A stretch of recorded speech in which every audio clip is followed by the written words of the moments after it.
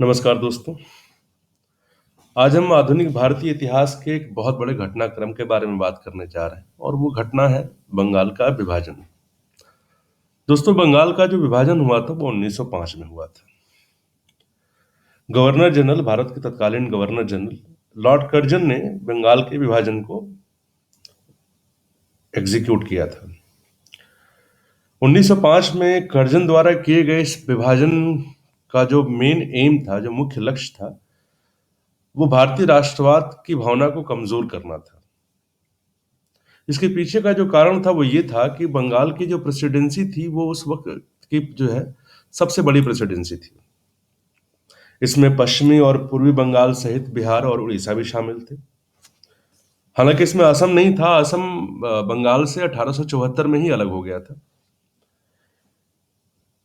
उस वक्त जो बंगाल था वो राष्ट्रीय चेतना का केंद्र बिंदु था और कर्जन का जो मेन मकसद था वो इस केंद्र बिंदु को तोड़ना था और उसी भावना से बंगाल का विभाजन किया गया था। हालांकि कर्जन ने इस बात को इस तरीके से पेश किया कि बंगाल का जो विभाजन किया जा रहा है वो प्रशासनिक असुविधा के कारण से किया जा रहा है, जबकि ऐसा बिल्कुल नहीं था। इसके जो बैकग्राउंड में पॉलिसी थी वो ये थी कि भारतीय राष्ट्रवाद की भावना को कमजोर किया जाए। माफ कीजिएगा, बंगाल को बांटने का जो प्रस्ताव था वो 3 दिसंबर 1903 को ब्रिटिश की संसद में पारित रखा गया। 20 जुलाई 1905 को बंगाल का विभाजन किया जाएगा, इस निर्णय की घोषणा हुई भारत में। और 16 अक्टूबर 1905 को बंगाल का विभाजन कर दिया गया। यानी कि बंगाल विभाजन की जो योजना थी वो प्रभावी हो गई 16 अक्टूबर 1905 को। अब विभाजन के बाद हुआ क्या? विभाजन के बाद पूर्वी बंगाल और असम, जो कि पहले ही अलग हो चुका था, पूर्वी बंगाल और असम को मिलाकर के एक नया प्रांत बनाया गया, जिसमें राजशाही, चटगांव, ढाका ये सब शामिल थे। और वहां की तकरीबन जो जनसंख्या थी वो 3 करोड़ 10 लाख की थी। ढाका वहां की राजधानी बनाई गई और इसके जो पहले गवर्नर बनाए गए वो लेफ्टिनेंट ब्लूमफील्ड फुलर थे। याद रखिएगा, क्या नाम था उनका? Bloomfield Fuller. ये पूर्वी हिस्से के थे। जो विभाजित बंगाल का जो दूसरा हिस्सा था उसमें पश्चिम बंगाल, बिहार और उड़ीसा को शामिल किया गया, जिसकी जो कुल आबादी थी तकरीबन 5 करोड़ 40 लाख थी। और इसकी राजधानी कलकत्ता को बनाया गया और यहाँ का जो पहला गवर्नर था वो एंड्रयू फ्रेजर था। 16 अक्टूबर 1905 में जब बंगाल का विभाजन हुआ तो उस दिन पूरे बंगाल में शोक की लहर दौड़ गई और उस दिन पूरे बंगाल में 16 अक्टूबर 1905 का दिन शोक दिवस के रूप में मनाया गया। लोगों ने उपवास रखा, वंदे मातरम का गीत गाया और एक दूसरे को राखी बांधी। इसी दिन गुरु रविंद्रनाथ टैगोर के आह्वान पर राखी दिवस के रूप में बनाया गया।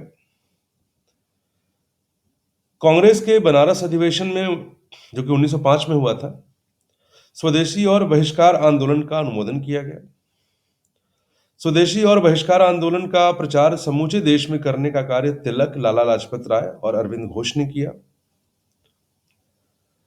स्वदेशी आंदोलन का सर्वाधिक प्रभाव सांस्कृतिक क्षेत्र में देखने को मिला। रविंद्रनाथ टैगोर जी ने आंदोलन को तेज करने के लिए इसी समय आमार सोनार बांग्ला नामक गीत लिखा। ये इतना इंपॉर्टेंट गीत है कि आज की तारीख में, वर्तमान में, यह हमारे पड़ोसी देश बांग्लादेश का राष्ट्रगान है। कला के क्षेत्र में भी लोग पीछे नहीं रहे। अवनींद्रनाथ टैगोर ने पाश्चात्य प्रभाव से अलग पूर्णतः स्वदेशी पारंपरिक कला से प्रेरणा लेकर चित्रकारी की शुरुआत की। उन्होंने 1906 में भारतीय प्राच्य कला संस्थान, Indian society of oriental arts की स्थापना की। स्वदेशी आंदोलन के समय पहली बार महिलाओं ने पर्दे से बाहर आकर धरनों और प्रदर्शनों में हिस्सा लिया। बंगाल में स्वदेशी आंदोलन के प्रचार और प्रसार में स्वदेश बांधव समिति, जिसकी स्थापना अश्विनी कुमार दत्त ने की थी, बहुत बड़ी भूमिका निभाई। स्वदेशी आंदोलन का प्रभाव शीघ्र ही देखने को मिला। बंगाल में 15 अगस्त 1906 को एक राष्ट्रीय शिक्षा परिषद की स्थापना हुई। आचार्य प्रफुल्ल चंद्र राय ने बंगाल केमिकल स्वदेशी स्टोर खोला। बंगाल में राष्ट्रीय शिक्षा के प्रसार में जो है डांस सोसाइटी की स्थापना की गई। 14 अगस्त 1906 को बंगाल नेशनल कॉलेज और स्कूल की स्थापना की गई, जिसके जो प्राचार्य थे वो अरविंद घोष थे। कलकत्ता के अधिवेशन में उग्रवादियों ने स्वदेशी बहिष्कार, राष्ट्रीय शिक्षा और शासन से जुड़े 4 प्रस्ताव पास करवा लिए।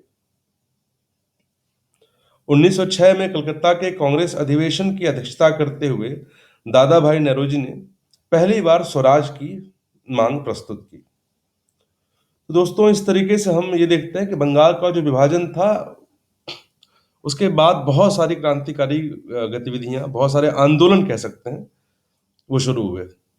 स्वदेशी, स्वराज, बहिष्कार आंदोलन, इन सारी चीजों का जो वक्त था वो 1905 के बंगाल विभाजन के बाद शुरू होता है।